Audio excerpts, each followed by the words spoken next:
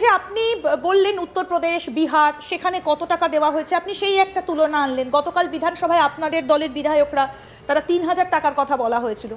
কিন্তু দাদা, এই মুহূর্তে দাঁড়িয়ে ২০২৬ সালে দাঁড়িয়ে এই ভাতাটাই কি রাজনীতির কারবারিদের কাছে প্রধান অস্ত্র হয়ে দাঁড়ালো? মানে ভাতা রাজনীতিটাই কি মুখ্য?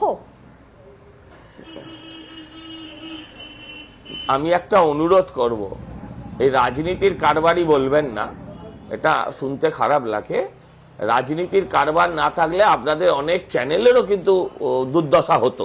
হ্যাঁ, এটা বলবেন না। তো আমি বলছি, আমি আগেই বলেছি, আমি রাজনৈতিক নেতাদের কথা বলছি, আমি রাজনৈতিক নেতাদের কি করবেন আপনি? হ্যাঁ বলুন। হ্যাঁ, আমি বলছি লোহা লোহে কো কাটতা হয়। কি করবেন আপনি আমায় বলুন। আজকে যে পরিস্থিতি এসে দাঁড়িয়েছে, যদি আপনার হাতে কিছু না দেওয়া হয় তাহলে আপনি ভোট দেবেন না। আপনাকে যতই ভালো কথা বলি, আপনার যতই উন্নয়নের কথা বলি বা যতই উন্নয়ন করি, আপনি তো আমাকে আগে আসতে দেবেন, তবে না আপনি উন্নয়নটা করবেন। আপনি আসতেই দেবেন না। এই বাস্তবটাকে তো মানতে হবে যে এই ভাতাটা দেখিয়ে দিয়েছে ভোট কেমন করে গুড়িয়ে দেয়। তো সেটার জন্য অন্য রাজনৈতিক দলেরা সেটা সুযোগ নেবে না কেন? কিন্তু মুশকিল হচ্ছে, আমরা যদি সেটা দিও, চাকরির বিনিময়ে নয়, শিক্ষার বিনিময়ে নয়, স্বাস্থ্যের বিনিময়ে নয়। আমার মনে আছে একজন মুখ্যমন্ত্রীকে একটা প্রশাসনিক সভায় বলেছিলেন, আমাকে একটা ওই উড়ালপুলের জন্য কিছু টাকা দাও। সে বলেছিল, তুমি থামো, তুমি জানো আমার লক্ষ্মী ভান্ডারে কত টাকা যায় মাসে? এই লক্ষ্মী ভান্ডারটা রাজ্যের ভান্ডারটাকে শূন্য করে দেবে, যে অন্য উন্নয়নের কাজ হবে না, এটা গ্রহণযোগ্য না। ঠিক। কিন্তু দাদা, একটা ছোট্ট প্রশ্ন এই জায়গায় দাঁড়িয়ে, যে আপনি শিল্পের কথা বলছেন, কর্মসংস্থানের কথা বলছেন, সিঙ্গুরে যেদিন প্রধানমন্ত্রী এসেছিলেন, যদিও আমরা জানি যে প্রধানমন্ত্রী ওইভাবে সভায় দাঁড়িয়ে তিনি সেভাবে কোনো শিল্প ঘোষণা করতে পারেন না, বা সিঙ্গুরে টাটা ফেরানোর কথাও তিনি ঘোষণা করতে পারেন না, এটা আমরা সবাই এটা জানি। কিন্তু একটা প্রত্যাশা ছিল, কারণ যে সিঙ্গুরকে নিয়ে রাজ্য রাজনীতির পালাবদল ঘটে গেছিল, আপনিও সেই সময়ে তার সাক্ষী ছিলেন, সেই রকম কিছু একটা ঘোষণা হতে পারে বলে সবাই আশায় বুক বেঁধেছিল। কিন্তু সেই রকম ভাবে কোনো ঘোষণা সেদিন হলো না, যদিও সেটা হবার কথা নয়, আমরা জানতাম, দায়িত্বশীল সংবাদ মাধ্যম এসেছে, এভাবে হয় না। কিন্তু কোথাও গিয়ে তো সাধারণ মানুষের একটা প্রত্যাশা ছিল যে শিল্পের কথা বলবেন, কর্মসংস্থানের কথা বলবেন, বা সেখানে কিছু একটা হবার কথা বলবেন। কোথাও গিয়ে সাধারণ মানুষের মনটা তো একটু ধাক্কা খেলো না সেদিন? আচ্ছা, মন রাখার জন্য আপনি বলছেন যেটা হয় না, দায়িত্বশীল সংবাদ মাধ্যম হিসেবে, একজন দায়িত্বশীল প্রধানমন্ত্রী হিসেবে তার মনটাকে একটু যত্ন করার জন্য, মনটাকে একটু খুশি রাখার জন্য যেটা হয় না সেটা বলবে? এটা কোন যুক্তিতে হয়? আপনি ওইসব দেখতে হবে না। আমি উত্তরপ্রদেশ ঘুরে দেখতে বলেছি, যে দেখুন সেখানে উন্নয়ন হয়েছে কিনা। মোদিজি মানেই প্রত্যাশা। শুনুন শুনুন শুনুন একটু, এবার আপনি অনেকক্ষণ বলে নিয়েছেন, আপনি তো আমায় বলার জন্য ডেকেছেন। একদম বলুন, আপনি বলুন, আমি আপনাকেই বলতে বলছি। মোদি মানে প্রত্যাশা, মোদি মানেই প্রত্যাশা, বিজেপি মানে উন্নয়ন। আপনি নিশ্চিন্ত থাকুন, কর্মসংস্থান হবে। শুধু সিঙ্গুরে কর্মসংস্থান করলে হবে না। সিঙ্গুরের ওই কয়েক বিঘা জমিতে শুধু কারখানা করলে হবে না। সিঙ্গুর থেকে এগিয়ে 30 কিলোমিটার গেলে, 40 কিলোমিটার গেলে হচ্ছে বর্ধমান। বর্ধমানও একটা শিল্পনগরী, শেষ। বর্ধমান থেকে চলে গেলে 40 কিলোমিটার বিধানচন্দ্র রায়ের হাতে তৈরি স্বপ্নের শিল্পনগরী দুর্গাপুর, শেষ।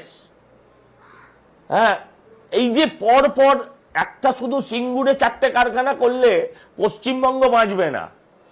রাজনীতি হতে পারে, ফেসবুক হতে পারে, ফেসবুকে রিল হতে পারে, কিন্তু যদি প্রকৃত উন্নয়ন করতে হয় তাহলে ব্যারাকপুর থেকে আপনার দুর্গাপুর সর্বত্র শিল্পাঞ্চলগুলোকে আবার চাঙ্গা করতে হবে। এই যে জায়গাটা, এটা কোনো নেতা এক জায়গায় দাঁড়িয়ে বলতে পারেন না। আমি এবার বলি, আপনাদের প্রত্যাশাটা কিরকম তৈরি হয়, যে নদিয়ায় এসছে মানে মাতুয়াদের নিয়ে বলবে। হ্যাঁ, তিনি এখানে ওই সিঙ্গুরের জমিতে দাঁড়িয়ে আছেন মানে সিঙ্গুরের জমি নিয়ে বলবেন। আরে ভাই, উনি 140 কোটির প্রধানমন্ত্রী। উনি এই রাজ্যের ট্রেডমিলে চড়া মমতা ব্যানার্জি নয়, যে ট্রেডমিলে চড়ে বাজেট করে দেন। উনি সংবিধান মেনে চলেন, সংবিধানকে সংবিধানের মতন কাজ করতে দেন। উনি ওনার মতন ইচ্ছে মতন চলেন না। সংবিধান অনুযায়ী চলেন। আর সংবিধান আপনাকে নির্দিষ্ট কিছু গণ্ডির মধ্যে চালনা করতে বাধ্য করে, সেই বাধ্যকতা উনি মেনে চলেন। আপনি নিশ্চিন্ত থাকুন, আপনি তাকিয়ে দেখুন না আজকে অর্থনীতিটা, তাকিয়ে দেখুন। আজকে খারাপ লাগে না বলতে যে বিহারের লোককে আমরা বলতাম তুই বেটা বিহারি, আমরা বলতাম কিনা, হাঁটুতে বুদ্ধি বলতাম কিনা। আপনি আজকে দেখুন তাদের উত্তরপ্রদেশ দেখুন, আজকে সর্বোচ্চ second business capital of India, 3 ট্রিলিয়নে পৌঁছানোর পথে চলেছে একটা রাজ্য। আর আপনি কোথায় দাঁড়িয়ে আছেন? শুধু what's Bengal thinks today, India thinks tomorrow, সবার ঘি কবে খেয়েছেন এখন আর গন্ধ সকালে হবে না। উড়িষ্যার লোকেদের উড়িয়া উড়ে উড়ে বলে খেপাতাম। আপনারা ভেবে দেখুন, তাদের কাজ ছিল বাড়িতে রান্নার কাজ করত, ঠাকুরের কাজ, কিংবা জল তোলার ভারীর কাজ করত, মাঠে মালির কাজ করত। তাকিয়ে যান না একবার ভুবনেশ্বরে নেমে, বাসে করে একবার পুরীতে যান, নিজের চোখে জল আসবে। একদম অনেকটা এগিয়েছে, এই কথা একদম স্পষ্ট যে বিহার উড়িষ্যা আজকে অনেকটা এগিয়েছে। দাদা আমরা একটু আমাদের সঙ্গে থাকুন, আমরা এবার পরের আলোচনাটায় আসি। এই যে ভাতার রাজনীতি যেটার কথা আমরা বলছিলাম এতক্ষণ ধরে, সজল দাও বললেন এবং আমরাও যেটা দেখলাম গতকাল, তাহলে কি এই বাজিমাতেই পরের টিকিটটা, পরের আসনটা, পরের চেয়ারটা একেবারে পাক্কা করে ফেললেন মমতা বন্দ্যোপাধ্যায় বা তৃণমূল কংগ্রেস? বিজেপি কি এখানে কোথাও একটা বাঙালি সেন্টিমেন্ট ধরতে একটু ভুল হচ্ছে? এবার এই জায়গাটা থেকেই একটু আপনার কাছে জানতে চাইবো যে এতটা চুপচাপ কেন বিজেপি? আমরা 2021-এর বিধানসভা ভোটের আগে দেখেছিলাম যে 2-2.5 মাস বাকি আছে নির্বাচনের, তাও হয়তো নেই ক্যালেন্ডারের খাতায় কলমে ধরতে গেলে। এই সময় কিন্তু অনেকটা তৎপরতা 2021-এ দেখা গিয়েছিল। এবার কি কোথাও গিয়ে একটু নিষ্প্রভ আপনারা? বিজেপি কি কোথাও একটু হাল ছেড়ে বসে আছে? আপনার কথার সঙ্গে আমি সম্পূর্ণভাবে দ্বিমত, কঠিনভাবে দ্বিমত। হ্যাঁ, যে আপনি যেটা বললেন এটা আপনার এডিটোরিয়াল পলিসি হতে পারে। আপনিও মনে মনে জানেন যে আমি জুম্মাবারে দুপুরবেলা আমি যেটা বলছি সেটা সঠিক কথা নয়। বিজেপি কোথায় বসে আছে বলে আপনার মনে হলো? আপনি আমায় বোঝান। আমরা 2021-এ দেখেছিলাম এই সময় অনেকগুলো সভা, 3 দিন আগে এসেছিলেন, অনেকগুলো সভা হয়েছিল, এই সময়ের মধ্যে শুরু হয়ে গেছিল। এর মধ্যে প্রধানমন্ত্রী কতগুলো সভা করে ফেলেছেন, এর মধ্যে অমিত শাহজি কতগুলো সভা করে ফেলেছেন, সম্ভবত আবার আসছেন, কতগুলো সভা ইতিমধ্যে হয়ে গিয়েছে আপনি আমায় বলুন।